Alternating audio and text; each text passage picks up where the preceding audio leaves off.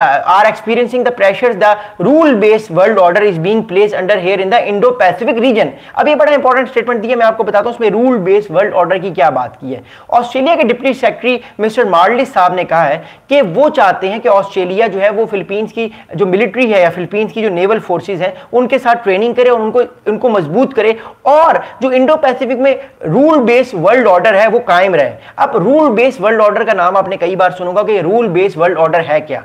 Basically rule based world order का मतलब है American world order. Rule based world order का मतलब है कि जो अमेरिका ने 1991 में एक नया ग्लोबल ऑर्डर दिया था ना कि मेरी सारी बातें मानी जाएंगी, मुझे कोई चैलेंज नहीं करेगा, तो basically rule based world order का मतलब होता है कि वेस्टर्न जो एक पावर है या अमेरिकन जो पावर है वो एक तरह से कायम रहे उस इलाके में। तो इंडो पैसिफिक रीजन में पिछले तकरीबन 30-35 साल से अमेरिका की प्रेजेंस बहुत ज्यादा है, उसके एलाइज की प्रेजेंस बहुत ज्यादा है और ये तारीख में पिछले 40-50 साल में ये पहली बार हो रहा है कि अमेरिका को एक नई पावर जो है वो चैलेंज कर रही है जिसका नाम चाइना है। अमेरिका को खतरा है कि कल को कहीं खुदा ना खासा from American point of view कल को कहीं ये सारा जो इलाका है फिलीपींस का, साउथ चाइना सी का, इंडो पैसिफिक का रीजन का, ये कहीं कल को चाइना के कब्जे में ना आ जाए और अमेरिका को जो स्टैब्लिश एक तरह से ऑर्डर है वो खराब ना हो। अब इंडो पैसिफिक रीजन में अमेरिका का स्टैब्लिश ऑर्डर क्या है मैं आपको वो बताता हूं। देखिए अमेरिका के स्टैब्लिश ऑर्डर में इस टाइम जो अमेरिका के एलाइज हैं इस पूरे इलाके में वो है इंडिया, वो है more importantly Philippines, Indonesia, Malaysia, Singapore, फिर इसके नाम, फिर उसके बाद इसके अलावा ऑस्ट्रेलिया, पापुआ न्यू गिनी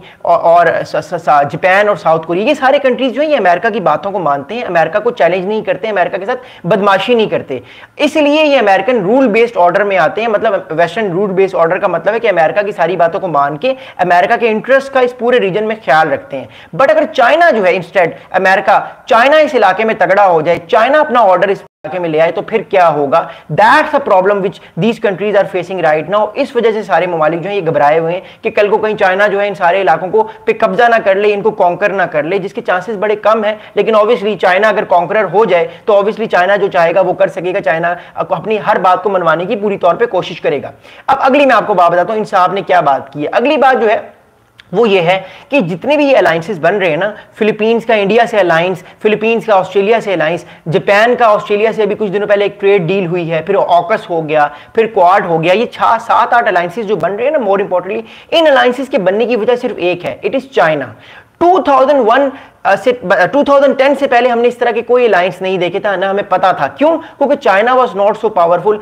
कोई ये सोच नहीं सकता था कि चाइना जो है वो इतना पावरफुल हो जाएगा कि अमेरिकन जो वर्ल्ड ऑर्डर है या अमेरिकन जो rule based order Indo Pacific region में उसको चैलेंज करेगा। लेकिन अब चाइना उसको चैलेंज कर रहा है। रशिया भी चाइना के साथ उस इलाके में अपने आप को स्ट्रॉन्ग करने की कोशिश कर रहा है कि ताकि आने वाले टाइम पे अगर कोई लड़ाई हो तो रशिया और नॉर्थ कोरिया मिलकर चाइना का साथ दें। तो ये बहुत इंपॉर्टेंट है। अब चाइना के हवाले से क्या बात है कि चाइना को ये कंट्रीज कैसे काउंटर करेंगे वो मैं आपको बताऊंगा। देखिए according to the security agreement between the two allies have deepened as they look to counter what have described as Chinese increased aggressive activities the South China Sea। यानी ये दोनों अपने आप को और तगड़ा करने की कोशिश करेंगे, ये दोनों अपने आप को और स्ट्रॉन्ग करने की कोशिश करेंगे। अब मैं आपको एक और बात बताता हूं।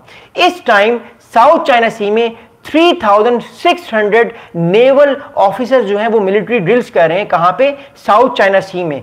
5 दिन की ये नेवल ड्रिल्स हैं, 5 दिन की। इसमें चाइना, इसमें जो है वो मोर इंपॉर्टेंटली ऑस्ट्रेलिया है, फिलीपींस है और अगली बात जो है वो कौन है? वो कनाडा है। तो ये तीनों कंट्रीज के तकरीबन 3600 जो मिलिट्री सोल्जर्स हैं वो क्या कर रहे हैं? वो मोर इंपॉर्टेंटली ये नेवल ड्रिल्स कर रहे हैं ताकि आने वाले टाइम पे अगर चाइना की तरफ से कोई अटैक हो तो वो उसको रिपेल करने के लिए प्रैक्टिस करें। तो एक तरह से ये प्रैक्टिसेस हो रही हैं बिकॉज तैयारी जो है वो 10 साल पहले शुरू हो चुकी है। क्योंकि मोर इंपॉर्टेंटली 2032 या 2033 तक अगले 7-8 साल में हमें ये लगता है कि कोई ना कोई वॉर जो है वो रीजन में हो जाएगी और इस रीजन में चाइना जो है वो अटैक कर सकता है। याद रहे साउथ चाइना सी से साउथ चाइना सी से हर साल $3 ट्रिलियन की जो है वो ट्रेड जाती है, $3 ट्रिलियन की। तो अगर ये बंद हो जाए तो कितना नुकसान होगा अगर ये इलाका। अच्छा, अब एक और बहुत इंपॉर्टेंट बात है। एक चाइना के एक मिलिट्री एक्सपर्ट हैं, उन्होंने हाल ही में ग्लोबल टाइम्स जो चाइना का ही न्यूज़पेपर है उसको एक बहुत इंपॉर्टेंट इंटरव्यू दिया है। इन चाइनीज मिलिट्री एक्सपर्ट्स का नाम है मिस्टर जैंग जॉनशाई साहब। मिस्टर जैंग जॉनशाई साहब ने एक बड़ा इंपॉर्टेंट स्टेटमेंट दिया है। ये जो मिलिट्री ड्रिल्स हो रही है ना सारी साउथ चाइना सी में, जिसमें फिलीपींस है, कनाडा है और इसके अलावा जो है वो ऑस्ट्रेलिया है, इन्होंने बड़ी इंपॉर्टेंट बात की। देखिए इन्होंने कहा है कि that judging from training objectives a key point of the exercises is the drilling is a drill of projecting Australian forces over a long distance from the South Pacific region to the Western Pacific।